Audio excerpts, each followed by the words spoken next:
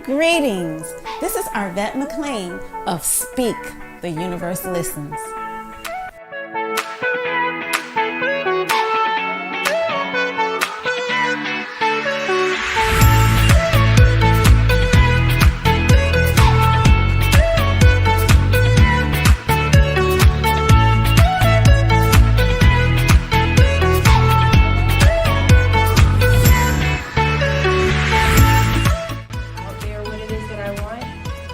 We cherish that. We love that particular piece of it because it teach people like, hey, it's okay, change. New ways to view age-old challenges. Change your thoughts, change your life. Step into the bigness of you.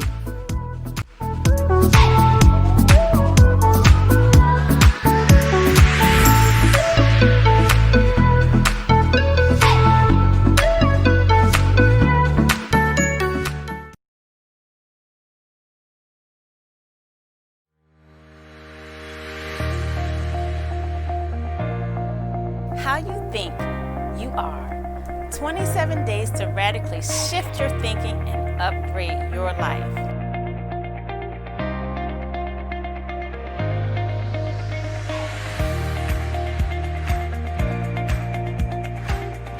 More wealth, health, love, and joy. Your course is the first course that I don't mind repeating again and again and again.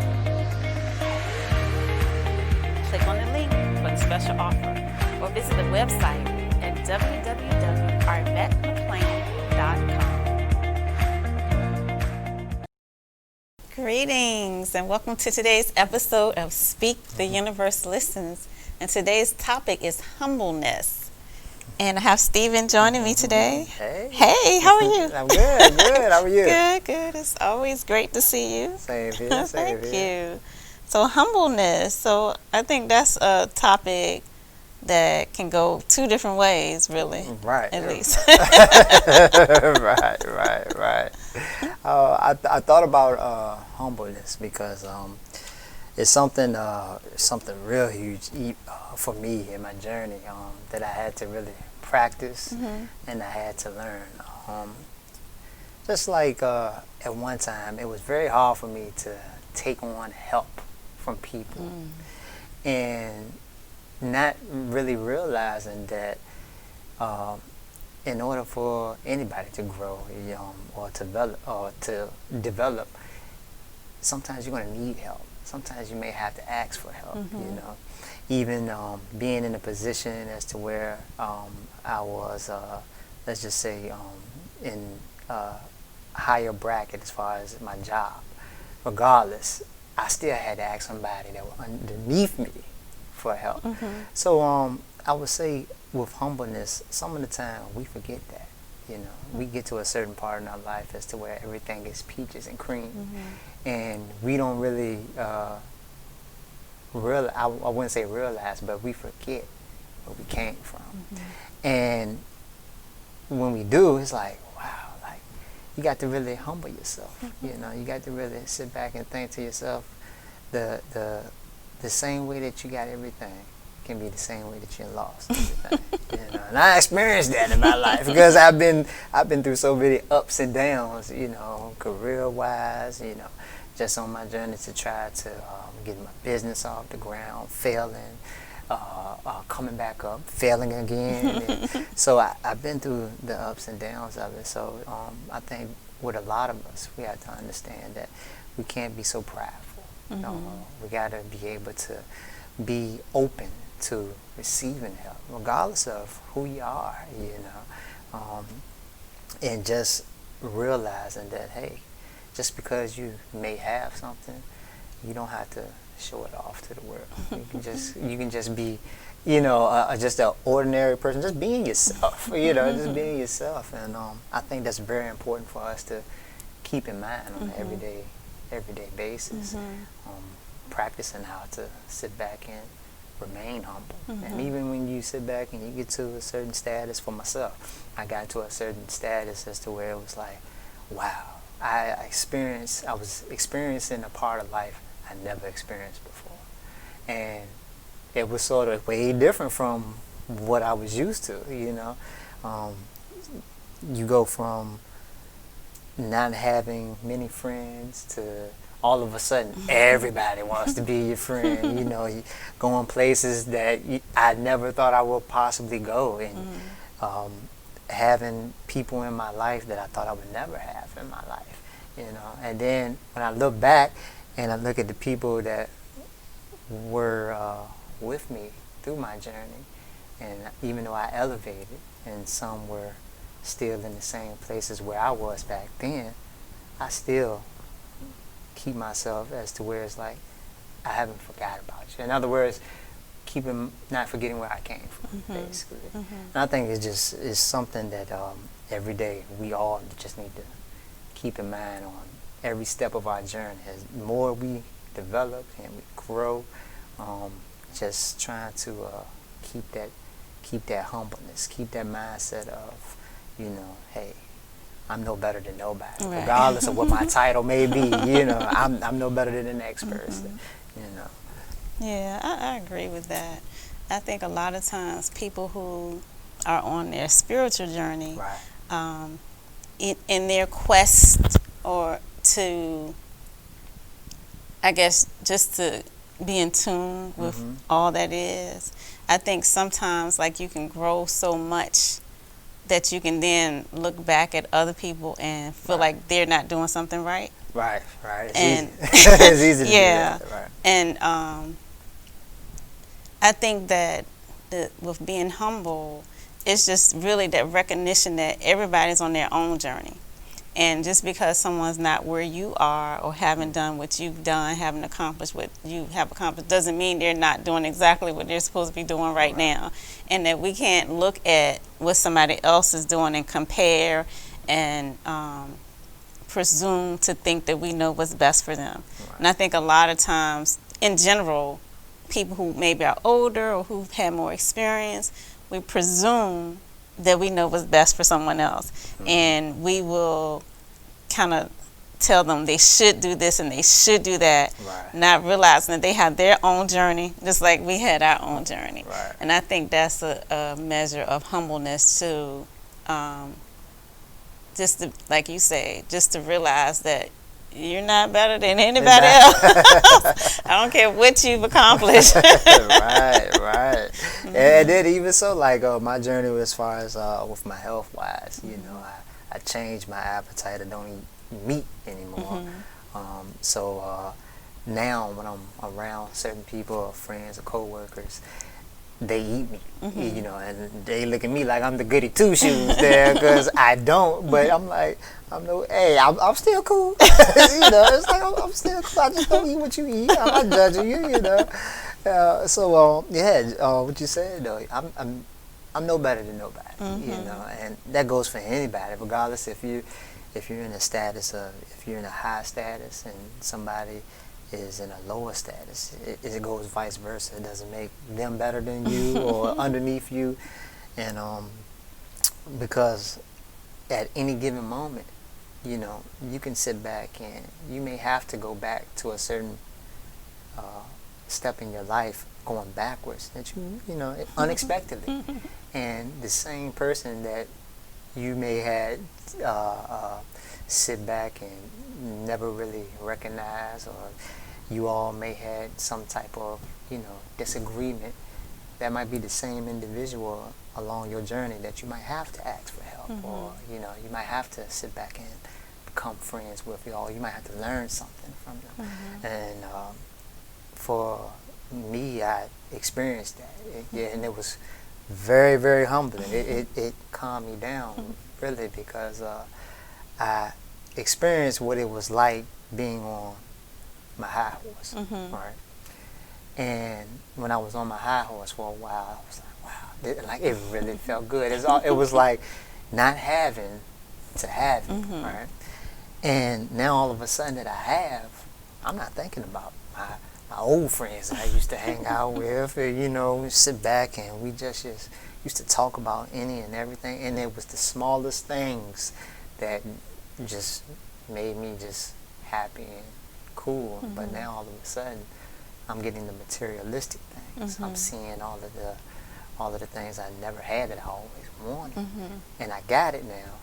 So I lost it, you know. And soon as I lost it, I'm going back to square A.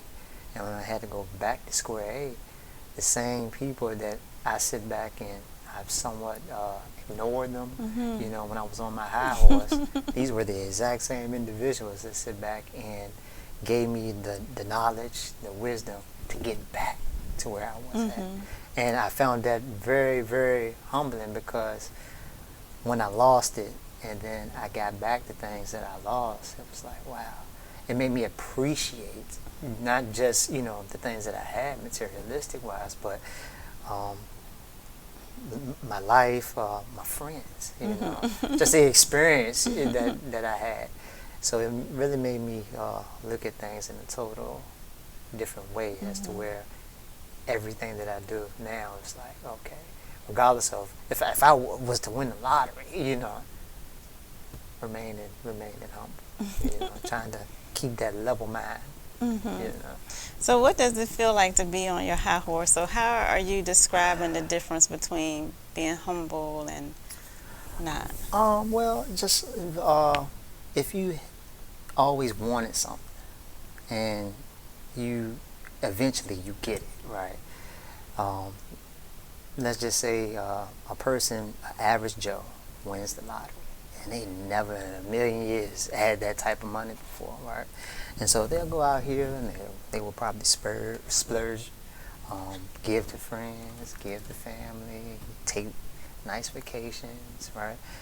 And soon as it's all gone, it's like, okay, now we're back to square A. Now, before they even had the money, they really wasn't really thinking about taking those types of trips, or their mindset wasn't how it was when they got onto their high horse. So what are you describing as high horse? It's like basically having experiencing something that you never experienced, and you finally have it. And so everybody's high horse is different. Put it like that. Everybody's not, you know. Let's say you got something that you always wanted, and you finally got it, and it's like you never had it before. You feel some type of joy. You feel some type of way about it, and it makes you feel good. But then you somewhat you backtrack, and you calm down a little bit. In other words, it's like that feeling for me. I'm just going off of my experience. My experience was just basically, I never had the attention. I never had friends. I never had individuals that inspired me. I didn't have those things at one time, but those were the things I always desired to have. And when I eventually got those things in my life, it was like, wow, it felt good.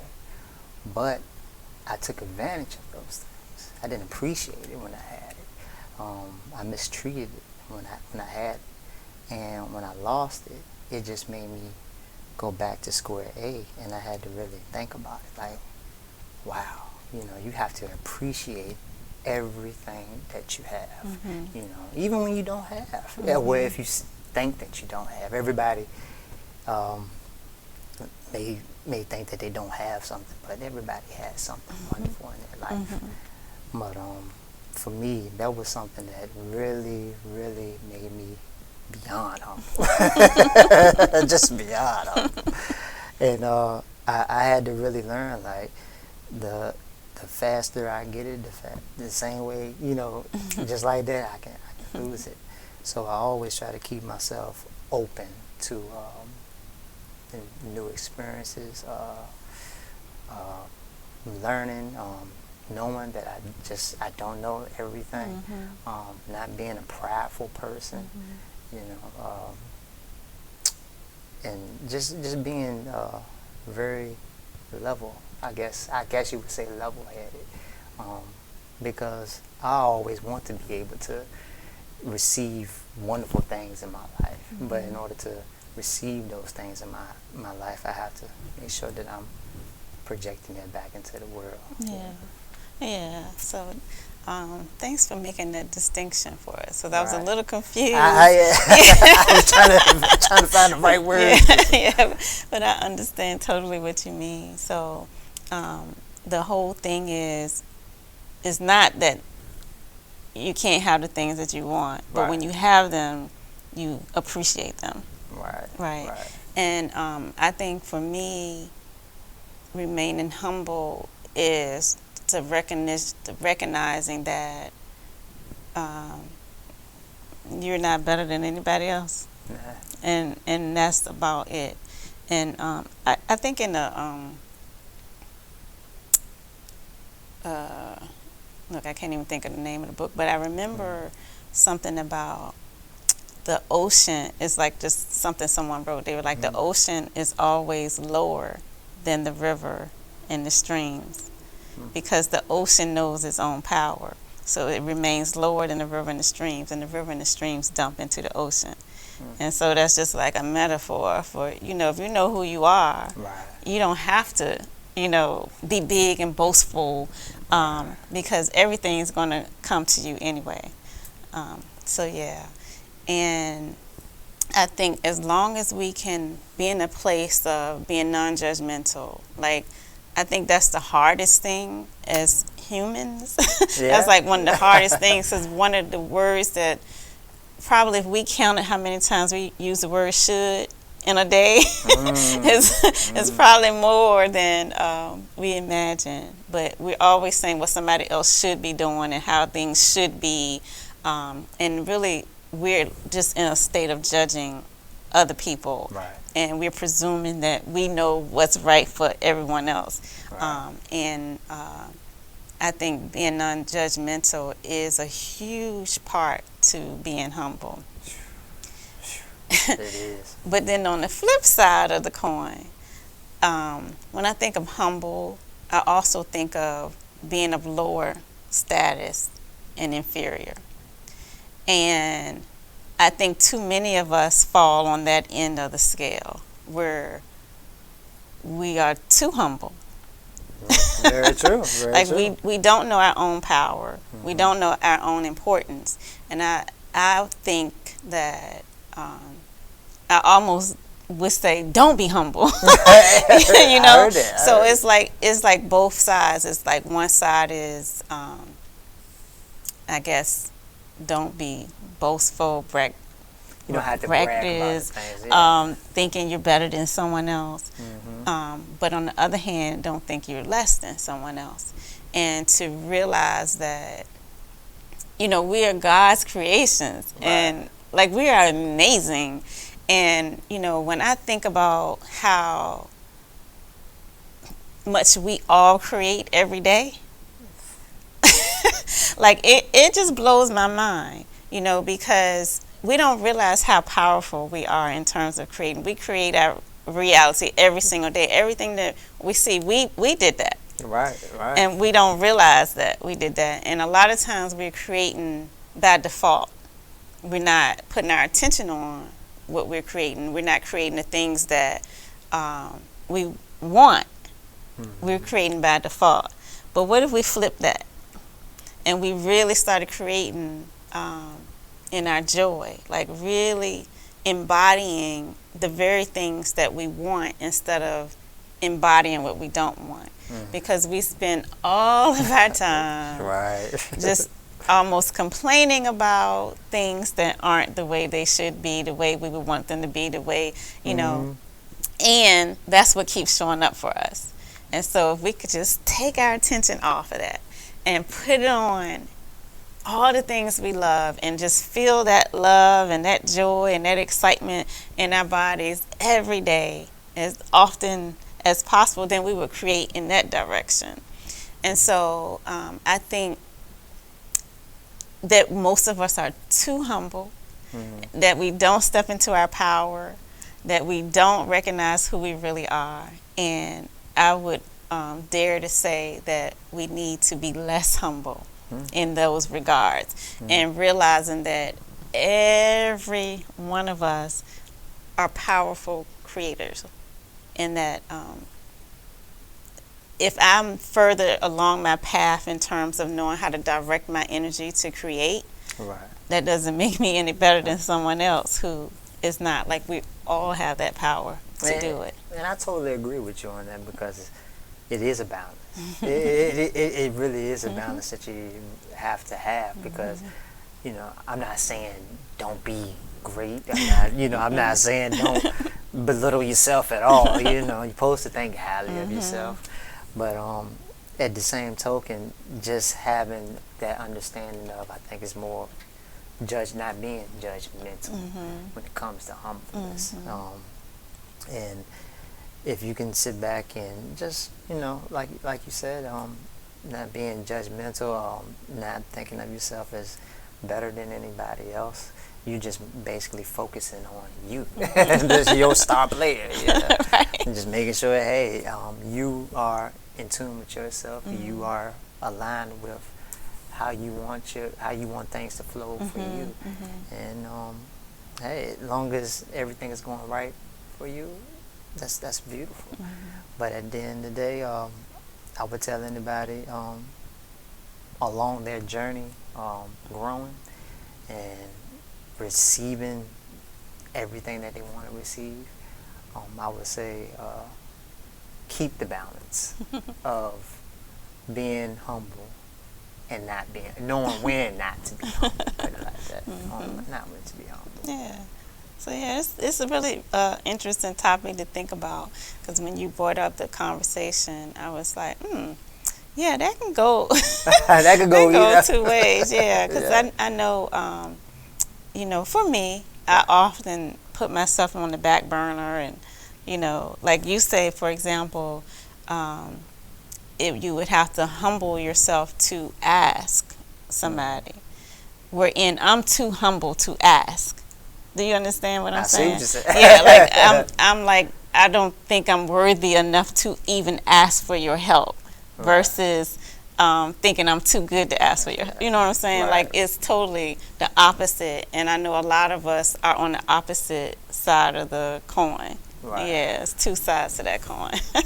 So I mean, that balance, if we can understand both sides of it, I think that we'll be pretty good. Yeah. All right. Well, thank you so much. Yeah, I thank enjoyed you. it. I'm glad you found your way back to the humble That's side. the humble side. Got off your high horse. All right. Thank you guys for joining us, and you know, think about it. Which side are you on? And are you too humble? Are you humble enough? Until next time, this is Arvette. This is Steve. Bye.